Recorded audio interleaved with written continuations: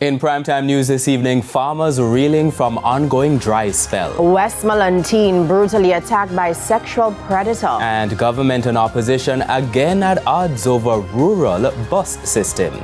Good evening and welcome to Primetime News, and a special welcome as well to our viewers on TVJ International in the Cayman Islands and online at onespotmedia.com. I'm Archibald Gordon. And I'm Janella Precious with a preview of what's to come in business news. Here's Anthony Lugg.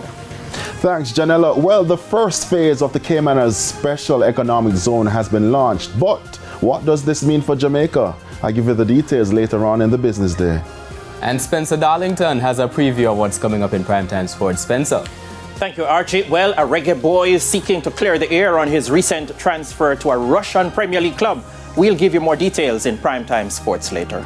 And you know, Archie and our viewers, I love the weather today. It was nice and cool, you know. He claims there was rain. There was rain, actually. I think there was rain. Romaine is here with a preview of what's to come in the weather report and forecast.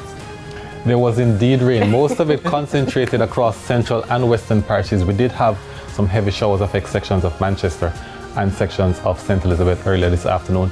The third tropical wave in this trilogy is expected to be passing across the Jamaica area in the morning tomorrow, so we are expected to see continued clouds and a few showers and thunderstorms across the West Port tomorrow. A dry pattern emerges afterward.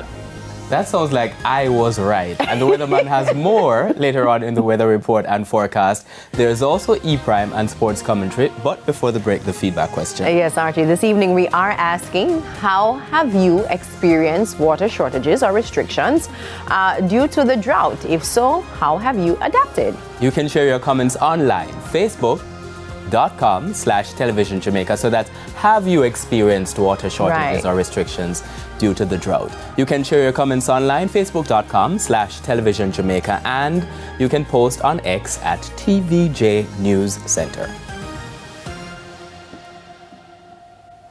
So please stay with us. Primetime News returns after this break.